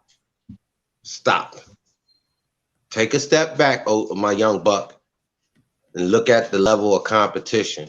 Who the fuck is a better fighter at this stage in their game? Gamboa or Linares? Even with 5 knockouts, is Linares at a better stage in actual boxing? So you sound like Sully's. Can I answer that? So this is my point, yeah. When I'm talking about, I'm not talking about resume. I'm talking about performance and strategy, mainly strategy. In the Gamboa fight, the strategy was to fight box the whole fight, just box, keep it clean. In the Linares fight, he actually went for it, and as you said yourself, he tried to give the fans what they wanted. To me, I'd rather you just try and get a shutout. I'd rather you forget the fans and box. Just box your normal style and keep it long, keep it clean. Because you ain't going to lose. You ain't going to get touched like that. That's what I'm talking about. Okay, we're going to keep it moving. John Hugh, big shout out to you, brother. Haney's performance was good, but his lack of power and the fact he was wobbled was noted. If he had more power and a rock-solid chin, he would be the superstar people believed he could be. Man, Haney catching a bunch of smoke. Can I comment on this? Man, go ahead. Can I? Come on, Hugh. When you analyze these boxers, bro, you gotta analyze their deficiencies along with what they're doing. So if he's overcoming deficiencies of having his shoulder redone, and again, my dude, you talking to somebody who got old school right shoulder surgery with the fucking stitch, my dude, and got new left shoulder surgery with the laser. Bro, you different. But his abilities has been the same, and it was fucking damn near a fucking shutout, bro. Come on, man. Y'all too hard on this cat, man. Y'all, I can't take it. I'm about to go crazy with this fucking shit like this. And no disrespect to you, John. You're entitled to your opinion, but it goes against what you saw. Yeah, King Louis said Ryan in Whitfield on his 13 monkey shit. What? I don't get it. This dude. It's King a movie, bro. It's a movie. Yeah. Burt Wood, Iron Mike, after a fight, was asked, do you keep knocking people out because you can't go the distance? Mike said, if I win on points, you say Mike losing his power. Haney's kind of like that's true. Like Haney's kind of in a no-win situation, man. Like if he start knocking people out, then people gonna be like he overcommitting and things like that. If he outboxes a guy, then they gonna say he boring. He's really catching it really bad. And I think it's not deserved. Like I think people are not really appreciating what he does. Mr. Wood, Mr. Burt, stop, young buck. Mr. Burt Wood, this goes to you too, sir. You have to remember his power hand got worked on shoulder-wise. A fighter of his ilk punches from the shoulder. He doesn't punch from the hip. So if his shoulder got redone, he's not going to have the same sting.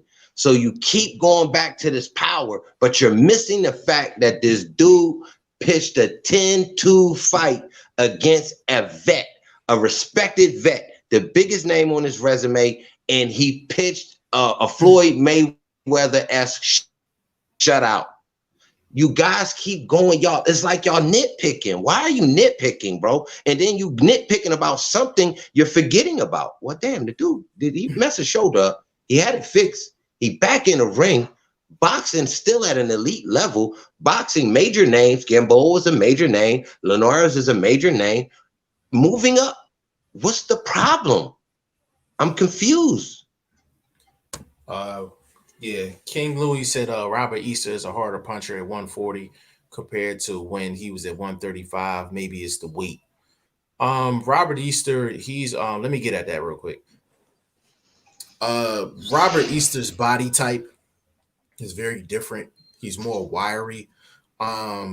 Usually the wiry guys, when they move up in weight, they're more inclined to either keep their power or to increase it, moving up in weight versus somebody that's not wiry. So I think it is the weight, but I think it's his body structure as well. I'm gonna keep it moving. Sewell A. Shane's logic is a trainer needs a stable, full of a single style fighter at world level to prove that he's good. So in Shane's mind, with his same standards, who would he like Haney to train with?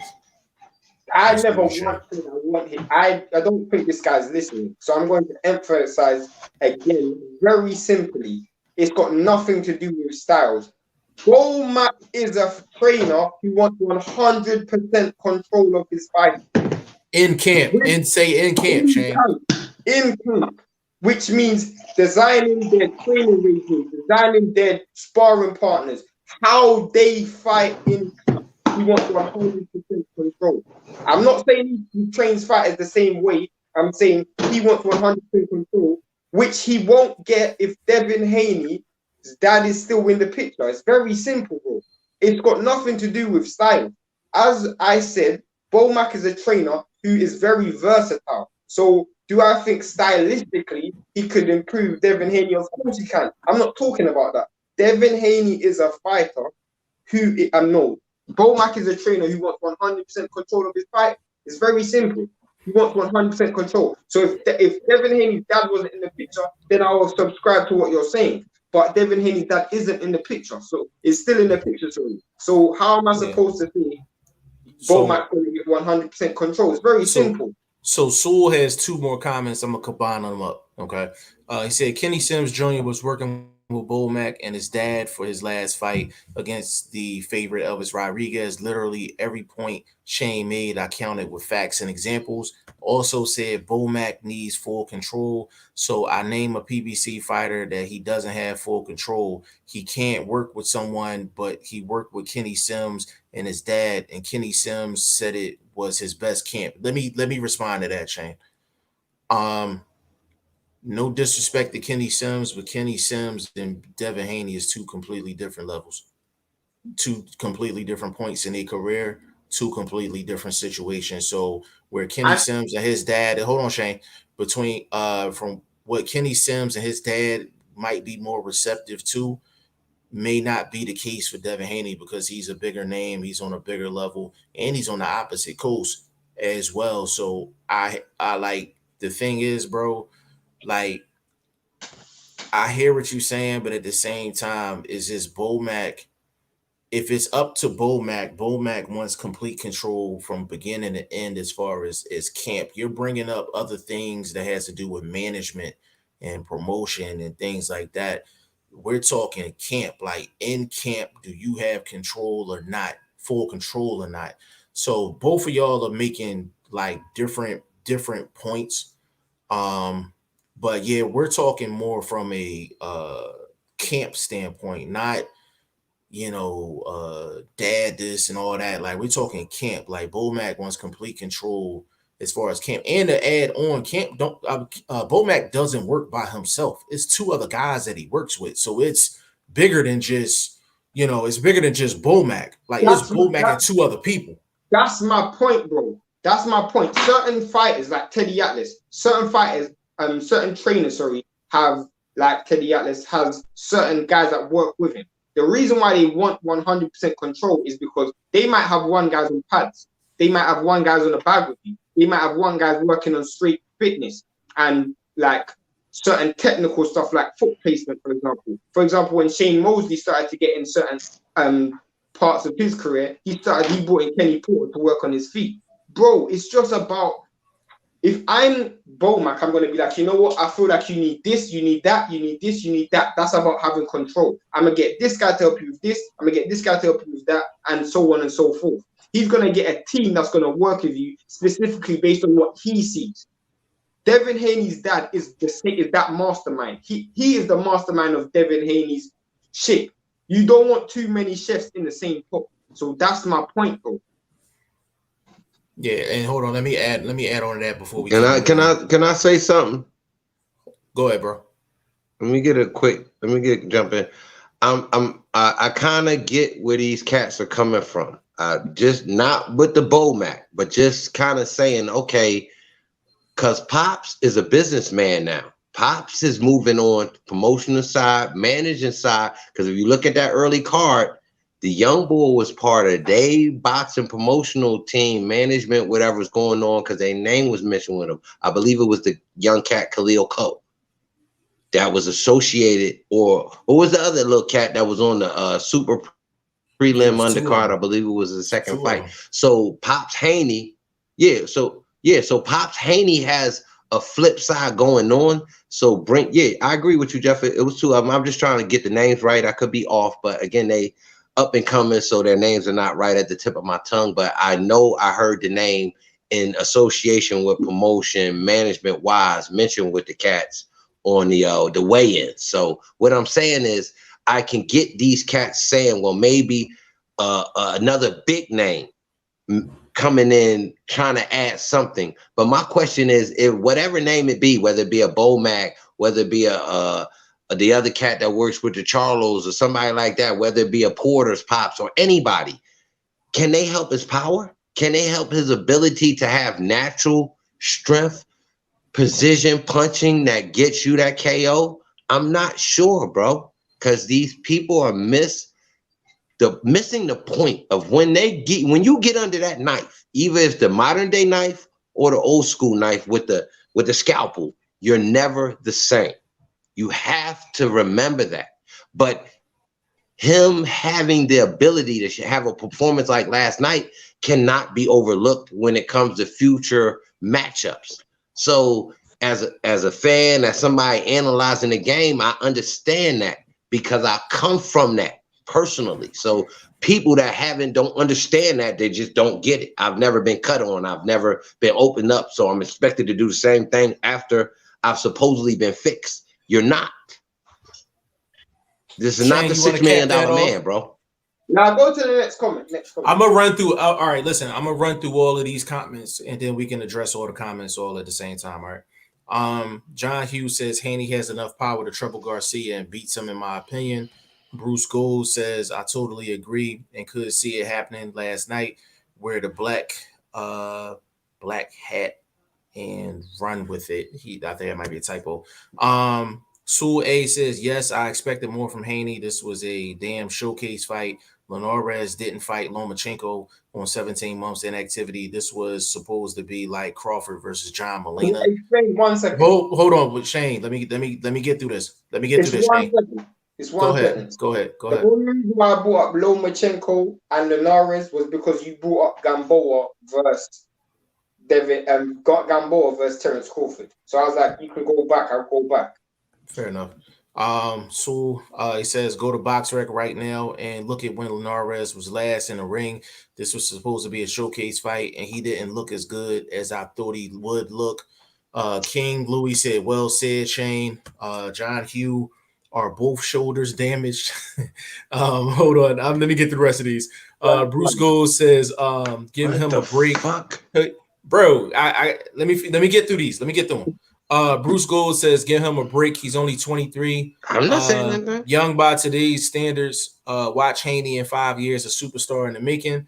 Burt Wood, to you, could the welterweight today beat Sugar Ray Leonard or Hitman or Marvelous Marvin? Burt Wood, we're gonna put that to the side. We'll get to that. That was a spot. Even a welterweight, so that's a hard. Yeah. Well, we gonna put Burt. We're gonna put that to the side right now. We got other business to handle. Bruce Gold says no way. I pick Haney. I did pick Haney. My point, damn if you do, damn if you don't. Karis, Anunnaki TV, big shout out to you. He says A. Marie Jones. I don't know. You lost me with that one, brother, but welcome to the show. subscribe to my channel and subscribe to Boxing First Vlog. You can clarify if you like. Will Stokes, here's what I think my lightweight top 5 would be: Teofimo, Lomachenko, Haney, Tank, Garcia. Karras says, I don't know what Karras is talking about. Yeah, I don't know what. Hold on. Your boy over there off. He smoking cactus. Said Amari Jones fought second and he was wearing a DHP's chain. Oh, he said, okay. He said Amari Jones fought second and he was wearing a DHP Devin Haney Promotions chain when he won. So he's talking about Amari Jones. He's talking about the guy that was under the banner. Karras, you lost us for a second, bro. Salute. Okay, my bad. I was just clowning. No, forget the clowning. Yeah. We didn't know what the hell you was talking about. That's a fact. He's talking about, I was, what I'm saying? I'm not disrespectful like that, but nah, he's straight. Let me get at Sewell A one more time. Bro, as far as the Lomachenko point, it does not matter how long it was in between fights. At that time, Lomachenko was considered #1 pound for pound. He was considered #1 pound for pound by many. So it don't matter if it was 4 months, 6 months, 2 years, whatever the case may be. You can make the argument Linares was up. He was up before he got knocked out in that fight against Lomachenko. You cannot sweep that under the rug. I don't care what happened to Linares after. You can't sweep that under the rug and then tell me that 9-3 wasn't good enough for you. But Lomachenko getting a late stoppage, him being down, that's good enough. That's why I said it's kind of like you're arguing with yourself. Like it's you making points, but then it makes it seem like you're not a Haney fan. Like it's just this guy. I don't get it. The reason why 17 months out of the ring don't make sense is because, like, it's not like Devin Haney's been super active neither. When was the last time Devin Haney fought? Yeah, Haney, it was a while for Haney too. Right. Sewell A, you gotta listen, man. It's hard to go back and forth, kind of like you put in a comment, we respond, and you put in another comment and all that. Brother, this for future shows. Bro, all you got to put in the comment section is send me the link. Like, that's it. Like, just send me the link. And we'll give you your opportunity to really sound off. Because a lot of times, because we've been going back and forth about like 45 minutes on this topic where you could have just been on live with us and just, you know what I'm saying? And just chopped it up. And maybe because things can get misconstrued as far as like comments and stuff like that. Sometimes we got to actually hear what you're saying, like, you know what I mean? And sometimes you can understand somebody better. Hold on. Will Stokes said DHP like Devin Haney Promotions. Yes, he does have a promotional company. Well, not really. Haney fought in November, so I mean, still, like, he fought in November, but he fought Gamboa, like he went and fought his regular fight. He didn't have to get out of character. You know what I'm saying? Alex Rose. Look at it like this, bro. He's had one fight in over 365 days. He's had one fight in almost 2 years because he didn't fight before that. He didn't fight in 2020. He only had one fight in 2020. So he had one fight in 365 days, in like 16 months. And that fight was the easiest fight. The easiest fight, bro. Like, he literally walked the Gamboa fight. He didn't have to really do anything. I understand what you're saying, Will. Let me throw this in there real quick. Let me throw this in there. I know you're running through these comments, but it's two I wanted to comment on. As far as the 17-month thing, when you're at the age that Linares is, he's about 35, 36-year-old fighter, layoffs like that actually supposed to do you better. So you're supposed to show up after that sort of layoff with some rust knocked off, some rest, you know what I'm saying? So being re-energized, so to speak. He showed it in a couple rounds, and I gave him a couple rounds. He showed that, but he didn't do it correctly throughout the fight to give himself a real chance to win. You understand what I'm saying? So that's that. As far as whoever put that top 5 up, y'all, I mean, you completely missing a name, bro. And I'm almost getting fed up, but I want to keep it respectful with my irritation, with you dudes leaving out Emmanuel Tagu. Yeah, I'm gonna entertain bro. you, bro. This man is on the 15. This man is on a 15-year winning streak. But listen, this man should be at worst in your top 7. Come on, bro. It's not a lot of serious fighters that's on the streak like that at 135. Come on, bro. Maintaining weight. Bro, I am going to entertain you, bro. I'm going to entertain you, bro. Hold on. Wait a minute. Where's that comment at? I'm going to entertain you today. Hold up. Okay. Will Stokes said, here's what I think my lightweight top 5 would be. Teofimo 1, Lomachenko 2, Haney 3, Tank 4, Garcia 5. Where do you squeeze Emmanuel Tagu in that list, brother? Wait, can I ask everybody a question? 1 second. Just 1 second. Why is Lomachenko 2? We'll get to that on the back end. I'm on blunt right now. Where does Emmanuel Tagu fit in this top 5, brother? First of all, you got to tank out the 135. He hasn't campaigned at 135. He's been bouncing around 135 for the past 3 years. What are you talking about, bro? I agree. Come on, bro. Let's not do the 135 argument. Let's not. Let's take. So right then and there, I can slide some of them names up and put Tagu at 5, put Tagu at 6, put Tagu at worst 7. Right now as top 135 campaigning fighters, not dudes that can jump into the division with a name from another division. I'm talking about campaigning at 135 pounds consistently for 15 fucking years, bro. Come on, man. Stop. Is he better? Hold on. Is he better than Fortuna? Fucking hell yeah. Fortuna won't lay a hand on him. He will outbox Fortuna. Is he better than Richard Comey? Yeah, he can beat Richard Comey. Is he better than Comey? He can beat Richard Comey. Yes, he can. He can beat Richard Comey. You know why they won't fight? Because of the commonality. I think you will never see that fight. Bro, can I get a cheesesteak bet on both fights?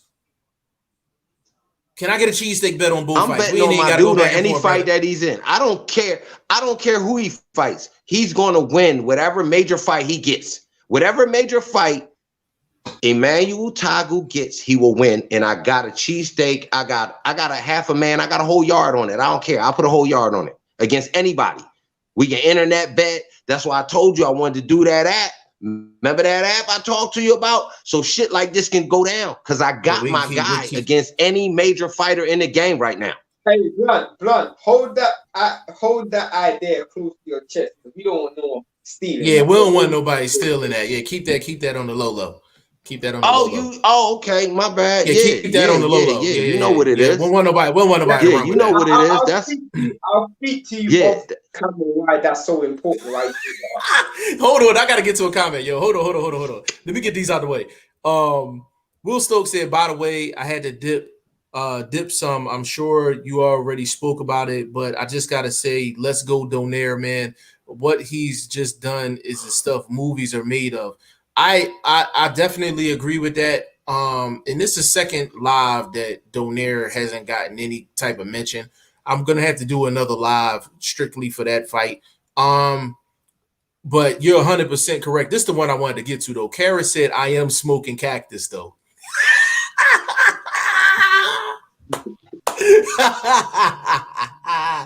Yo, Karis, man, you gotta subscribe to the channel off of that, yo. Alex said, hit me up facts. One time, bro. Hit me up. Yeah, Alex said that's facts. He said that Asian dude, I don't know how to spell his name. LOL. He's fighting Loma. Yeah, I bet he will get him. Talking about Nakatani. King Louis, I got a cheesesteak on Richard too. Thank you, King Louis. Yeah, he got a cheesesteak on Richard Comey too. Can I ask a question? Go ahead. I know what you're basing your credit with Emmanuel Tagu. I know what you're doing. I get it. I understand it. But don't you want to see this guy in with at least a known B-level fighter before you start making such heavy claims. You said he'll beat everybody. Hold up, bro. Can I defend? Can I answer your question? Go ahead. What we've seen from everybody is shells. We've seen ability to have something to bring to the game where you can win. We've seen it in Teofimo. His non-diversity and punch output. He's not a puncher. He's not a fighter that has diverse punching ability. We've seen ability in Ryan Garcia. His chin, bad timing, no diversity in punching as well. We've seen Devin Haney, ability not to sting you. Not to just go toe-to-toe. I'm going to be on the bad end of this if I go toe-to-toe with Devin Haney. We've seen that. That's not knocking what he did last night. I'm just speaking actual factuals. So when I bring up a name like Emmanuel Tagu, this is a guy who has the ability all-around game, bro. Come forward fighter, counterpunch fighter, use the ring fighter. You know what I'm saying? Distance fighter, timing fighter. He can beat these guys with his skills and then him being more mature. He's an OG in the game. Just you dudes is not feeling him.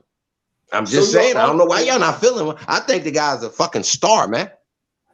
So your answer to my question is basically no. Because my question was all I wanted to know is, do you not want to see him against someone of that level before you make high claims? That's all I said. But I guess it's no. All right. Okay. Who guy is that? Okay, so is it Richard Comey?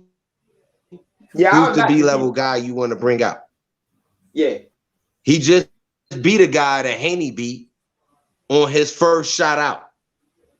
And it was an excellent boxing match. Off of 2 weeks of being in America. He been in America 2 weeks. He went in that ring and performed excellently. Never got in trouble. Never even looked like the opponent could win. I forget the young guy's name, white boy. You know what I'm saying? No disrespect to him. I don't know his name. Right? Who outboxed him for off of 2 weeks of being in a different continent, bro. We got to give him more respect. And right now he's working with Cambosis to get ready for Teofimo. So about? I'm just saying the boy is Emmanuel Tagu is working with George Cambosis right now. I gotta make I gotta get through these comments and I gotta get through these comments and I gotta get up out of here. I got an interview. I gotta line up in a couple of minutes, but I'm gonna get through these last couple. Will Stokes said blunt. So you come in me saying Tagu has to be in that top 5 of mine, but then you say Tagu could be 7th. Please hold off on that. If you wanted to be. Hold off on that, bro. Real quick, bro. Just one time, real quick, to answer that. If you wanted to be, okay, he hasn't fought nobody yet and put him outside based on his ability, I could get that. All right, he ain't got a big name on his resume. I could get you keeping him outside the top 5. No argument. So I give you that one, Will. Okay. Alex said facts. Kara said shout out from Oakland, Cali, y'all. Town business. Well, yeah, he right. Yeah, he town right business. I got family at I them in town Oakland. Business. Burt Wood, town business. Marvelous You know Marvin what it Hagler, reigned as undisputed champion of the middleweight division. You said welterweight though, Burt. LOL 2 cheesesteaks. Yeah, King Louis. I might double up and bet 2 cheesesteaks with my man. Alex said different weight class, but Chris Colbert is gonna be a problem. I like Chris Colbert. And the last comment, Will Stokes, how on earth could Lomachenko be any lower than 2, bro? I ain't even gonna lie. I think Loma is actually the best lightweight in the world. I think he bats them all, including Tio in a rematch. Hold on, Will Stokes, we will argue with you on Instagram about that. He said, but I put Tio at 1 for now because he got the win. Again, we will argue with you on Instagram about that. Blunt, I'm gonna have to check your bank statements for the Emmanuel Tagu situation. Because I think you getting monthly stipends. But with that being said, Blunt, give him a quick shout out so we can get up out of here, good brother. Give him your social media and all that. Man, you know I'm on Boxing First Vlog on Twitter, IG, obviously on YouTube, trying to hit that 1,000. You know what I mean? So if anybody new was in here, jump in, man, and hit that subscription. Help your boy get the numbers up, because we just talk real boxing. That's all it is. Yes, sir. Yes, sir. His link is in the on the screen right now. Giving you social media, Shane. Yeah, man. It's I_I'm Shane, #1. It's pretty simple. I'm only on Instagram, but yeah, man, you can see me on Jeff's channel. Whenever Blunt gives me the link, I'll be on Blunt's channel as well. So it's just, yeah, man, this is the team. Yeah, man. And you know, I'm G5 Jeff TV all over the place, man. Facebook, Twitter, Instagram, and I think we're hitting a peak as far as the channel is concerned, because I feel like we done been on for 2 hours, and I feel like I feel like we haven't done enough. Like, it's crazy. But yeah, but on behalf of Boxing First Vlog and VP Shane and your boy G5 Jeff TV, we are out. Appreciate y'all, fellas. Salute.